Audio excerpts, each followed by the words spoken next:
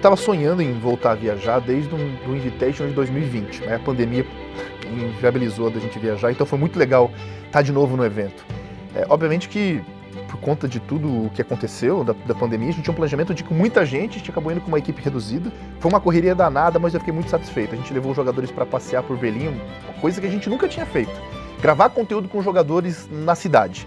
Então a gente foi conhecer os principais pontos turísticos da cidade, levamos jogadores para provar as comidas típicas do país e a gente conseguiu cobrir, fazer entrevista depois de todos os jogos, coisa que quando a gente está no Brasil a gente não consegue, especialmente na fase de grupos. A gente não vê os jogadores, a gente não sente o clima, a gente não tem a dimensão do que realmente está acontecendo fora do país. Então foi incrível poder estar em Berlim e ver tudo isso acontecendo de perto. E foi legal também, porque o Liminha estava lá, transmitindo pelo canal do Gaules, e a gente viu um outro lado dos jogadores, porque a abordagem do Liminha, completamente novo ao cenário, trouxe muitas reflexões, assim, de fazer perguntas que às vezes a gente não faz, porque a gente está convivendo com os jogadores ao longo do Campeonato Brasileiro, da Elite Six. Não, mas isso é burrice. Não, depende, né? Você vai na frente do drone, botei o drone pra isso. Tudo isso, e aí foi engraçado até ver a espontaneidade do Liminha, que inclusive entrou com a gente também, e aí o Gaules pontuou, né, e finalmente o momento chegou, né, e mostrou, pô, o Léo tá no shape, hein? Então eu fui reconhecido em determinado momento ali na transmissão. Ô Gal, e o Bianchi tá no shape, hein? Cara, ele tá, viu, BT? Olha... Talvez a grande frustração da primeira fase foi a NiP, porque a NiP começou bem, ganhou, aí depois perdeu, ganhou de novo, depois perdeu, e aí foi enfrentar a Rogue dependendo só dela. Se tivesse vencido o jogo, ao menos levado pro overtime, ainda tinha chance de classificação. Acabou perdendo para Rogue e a gente estava muito perto dos jogadores na hora que isso aconteceu. A gente entrou ao vivo ali, eles não queriam conversar com ninguém. O Pino muito irritado, abalado. Infelizmente a NiP não conseguiu a classificação. Veio pra cima e o Sport fecha o round! A Rogue tá classificada, despacha a NiP! Bom, a W7M foi arrasadora no começo do campeonato, né? E já conseguiu a classificação de forma antecipada. Acho que foi o primeiro time, inclusive, a conseguir a classificação antes de terminar a fase de grupos. E aí tem uma história curiosa, né? Que aí a gente vai ficar batendo teoria sobre teoria, se aconteceu, se não aconteceu, mas o fato é que no Major de Charlotte, em que a W7M foi jogar no México, houve uma certa provocação por parte da Oxygen. E por acaso eles estavam no mesmo grupo. Então no primeiro jogo a W7M despachou a Oxygen, venceu. E aí depois, quando o time já estava classificado, o time brasileiro, na última rodada a Oxygen dependia de resultado da W7M. E aí num chalé, no mínimo, diferente, o time da W7M perdeu numa condição que eliminava a Oxygen, perdeu para Wolves. E aí o pessoal, os americanos, né, da Oxygen ficaram bem irritados, até, precisa investigar esse resultado, mas o jogo é jogo, né, então a W7M perdeu. A gente vai acompanhando, o Bibo tá marotado, esperando ali a movimentação, já finaliza o primeiro, o Wolves vai aparecendo, mas faltando 8 segundos, vai tentando brigar, desativado no chão, a Wolves vai sobrevivendo, e aqui o Wolves vai ficando sem tempo e o 8-7 para a equipe francesa. A Fúria deu uma pequena oscilada na fase de grupos, mas mostrou qualidade, né, ganhou os 2 primeiros jogos no primeiro dia, perdeu os 2 jogos no segundo dia, e aí, cara, podia acontecer qualquer coisa. Mas aí o time focou e conseguiu jogar muito bem no terceiro dia, vencendo os 2 adversários e conseguiu a classificação, passou inclusive na primeira posição do grupo. Deu fúria, retalha! A FaZe, a gente apostava muito na FaZe. Na minha opinião, era a equipe brasileira favorita a chegar à final e ser campeã. E fez um começo de Major incrível. Foram 4 jogos, 4 vitórias, 100% de aproveitamento, a FaZe sobrando, o Cyber jogando demais. E aí, nos 2 últimos jogos, com o time já classificado, a FaZe tirou o pé. A gente não entendeu, porque normalmente eles dizem, a gente não joga pra treinar, a gente joga pra ganhar. E aí, teve uma derrota pra Sonics, e no último jogo contra a G2, aí o time realmente não entrou. Tomou um 7-0, que a gente ficou se perguntando o porquê daquilo, se foi combinado ou não, e a gente até captou umas imagens de bastidores ali, o pessoal discutindo, porque o Ramalho, o câmera, entrando num certo desentendimento. A gente conversou, vai ganhar. A gente conversou, vai ganhar. Sei, cara, isso é normal, mas o que interessa é a gente entrar pro jogo com uma mentalidade e fazer o que a gente tá falando, só isso. O problema é que essas 2 derrotas da FaZe, se não impactaram em termos de classificação para a próxima fase, jogou a FaZe como segundo do grupo. E isso refletiu num confronto contra brasileiros. Então a Fúria, que acabou passando na primeira posição do grupo dela, acabou enfrentando já na próxima fase a FaZe Clan. Então, se a FaZe tivesse feito a parte dela e tivesse vencido o jogo, talvez a gente tivesse brasileiros separados e avançando por mais tempo no campeonato. Poderíamos ter uma final brasileira. A gente abriu os playoffs com W7M e Elevate, os tailandeses. Muita gente não dava nada pra eles, mas quem tava lá em Berlim viu que eles estavam jogando muito e gritando muito, tá? Gritando tanto quanto os brasileiros. Só que, obviamente, que a W7M era a grande favorita. Fez uma ótima campanha aqui no Brasileirão, chegou na final da Elite Six, fez uma primeira fase muito boa, garantiu classificação antecipada lá em Berlim. Então, o favorito era o time brasileiro. Eu acho que é ali no detalhe também a experiência e a bala, né, que os brasileiros tinham acabaram sendo fundamentais e a gente conseguiu passar com a W7M, mas foi um jogo que eu te contava, viu? Eu fiquei... Cara, eu não lembro de sentir tanto nervoso, ansiedade num jogo assim como eu senti nesse jogo. Eu queria muito que a W7M passasse e que fosse adiante, e não podia cair logo de cara, né? Então, vamos jogar.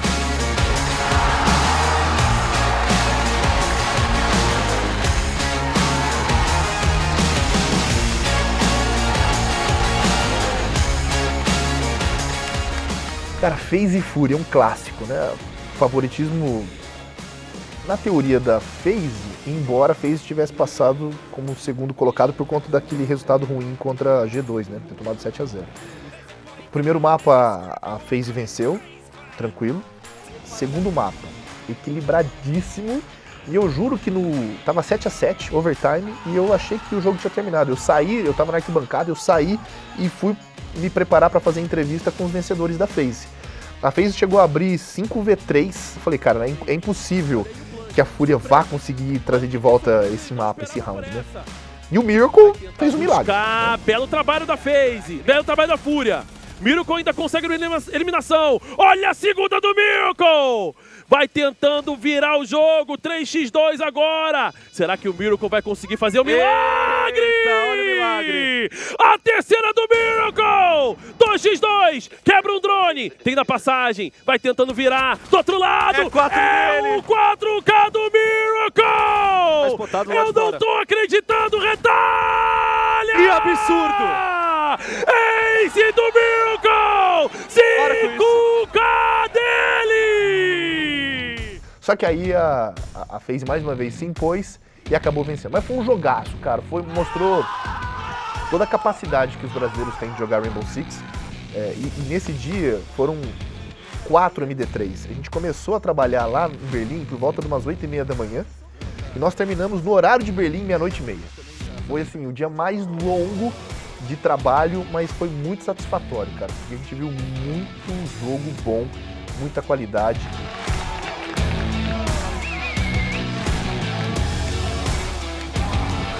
Semifinais. De um lado, X7 Rogue, então os brasileiros lá, representando o time americano, não deu. A Rogue foi para a grande final. Os europeus não ganhavam um campeonato internacional desde o Major de Raleigh em 2019.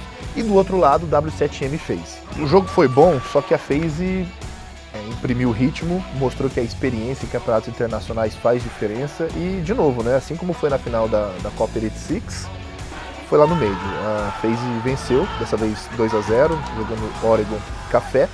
E sem grandes problemas, sem grandes sustos, acabou levando a vaga e foi para a final. Era a chance da FaZe ser bicampeã do Major. Do outro lado, tinha os europeus da Rogue.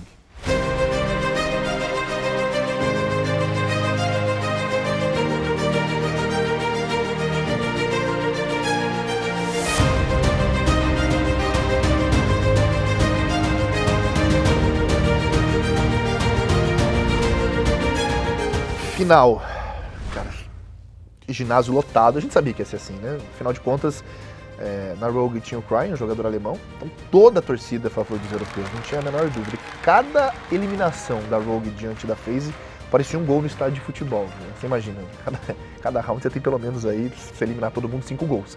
Primeiro mapa, Fronteira, mapa esse de escolha da Rogue, e que a FaZe nem treinou esse mapa, só que mesmo assim conseguiu levar pro overtime e venceu.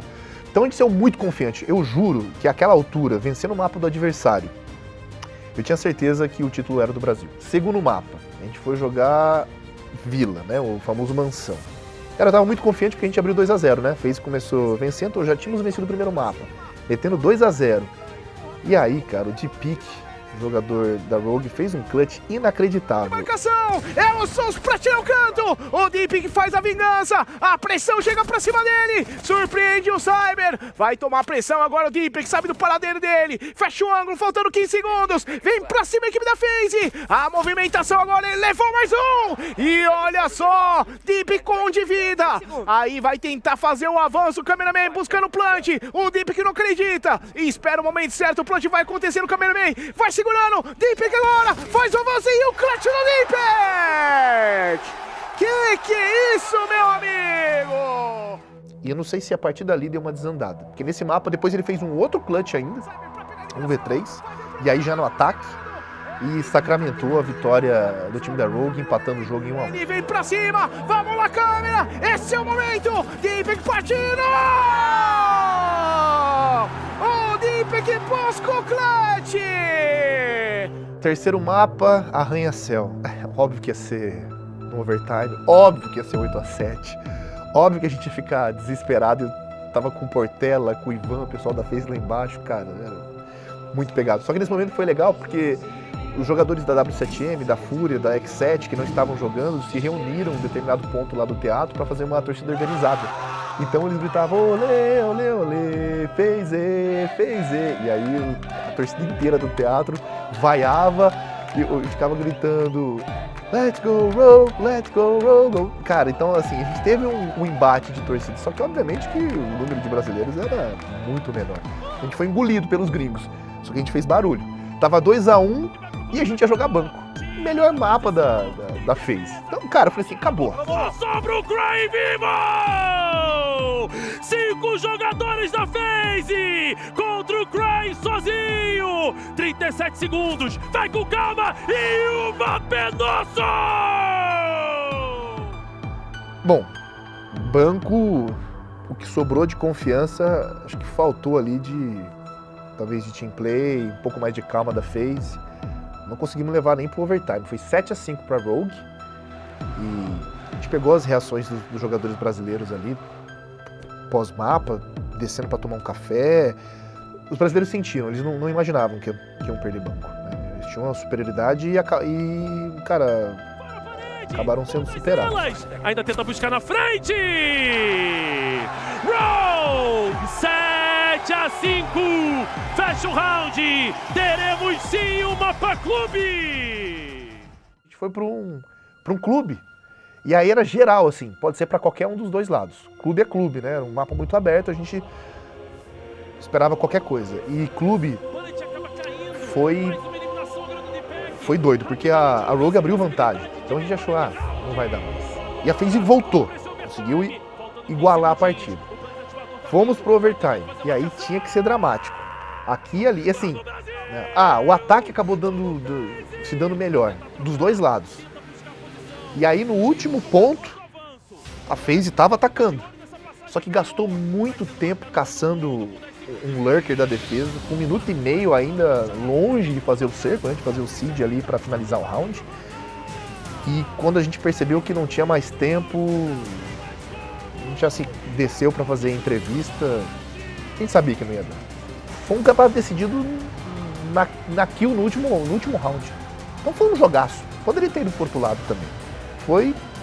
Ali eu dou mais mérito pra Rogue, que conseguiu ler a FaZe nesse último round. Não foi fácil para nenhum dos dois lados. O Astro saiu chorando. Eu acho que o Astro e a FaZe, num geral, assim como eu, em determinado ponto da partida, estava muito confiante que o título viria. Quando foi pro banco. Acho que quando o banco não foi vencido, a FaZe acho que tomou um baque ali. Foi um jogo muito de detalhe. Mas, assim, apesar de ter ficado triste, obviamente, pela derrota da FaZe, eu também fiquei feliz pelo Cry. Primeiro alemão a vencer um Major mesmo. Antes a gente teve o KS pela Penta, mas era Pro League. Então foi o primeiro alemão vencendo e venceu em casa. E como eu já tinha dito, a Europa não ganhava um título internacional desde o Rally em 2019. Fazia muito tempo que os europeus não venciam. A gente teve americano vencendo, NA, Latam, né, o Brasil destruindo tudo em 2021. E foi bom ver uma outra região também, especialmente porque tinha a torcida lá. Então a festa deles foi muito comovente. E a gente quer que o Siege também seja global. Então, triste pela derrota da FaZe, mas feliz por uma vitória europeia. Cara, assim, profissionalmente falando, pra mim foi incrível, que eu tô há 3 anos na Ubisoft, era um plano desde quando eu entrei, assim, de conseguir fazer essa cobertura, transformar a cobertura de Major numa espécie de Copa do Mundo. Antes a gente tinha countdown entre partidas, a gente colocou a mesa de análise, então a gente ficou o tempo todo ao vivo. Só que faltava alguém lá para poder entrevistar os jogadores, para mostrar os bastidores, para poder andar pela arena, para mostrar quanto que custa um salgado, para mostrar o que vende, o que tem na loja, quantos brasileiros foram assistir o campeonato, sentir essa atmosfera. Então eu fico muito feliz de ter conseguido ter equipe lá. E pessoalmente falando, toda vez que eu vou cobrir um campeonato de Rainbow Six, para mim é especial. Uma história que eu já contei algumas vezes. Eu lembro quando eu estava na Globo ainda fazendo o Campeonato Paulista, teve um jogo importante de Pro League que ia definir o classificado pro Major. E eu estava fazendo o Palmeiras e Ferroviária de Araraquara. E eu desci para a área de imprensa, coloquei um fone de ouvido e assisti o jogo do Major, da Pro League. O Palmeiras ganhou de 4-1, eu não vi nada. Eu nem sei o que aconteceu no jogo do Palmeiras, porque eu já estava apaixonado por esse jogo. Então pra mim tem um lado emocional muito grande, eu amo esse jogo, eu jogo desde o beta, eu jogo ele sempre e estar no evento, ouvir aquela vibração, quando a bomba planta, aquele barulho, cara, eu não consigo nem explicar, pra mim é incrível. Ter a oportunidade de estar mais uma vez em mais um evento, pra mim é uma realização. Então fico muito feliz de ter tido a oportunidade de ir pra mais um Major. E quero que venham outros para poder ir de novo e sem a preocupação agora de ter que ver o Palmeiras, o Corinthians, o São Paulo, seja lá quem for, e só curtir Rainbow Six, porque é isso que eu amo fazer. E o Rainbow Six é o jogo do Brasil, é o jogo em que o Brasil ganha, é onde nós somos bons, é no Rainbow Six Siege.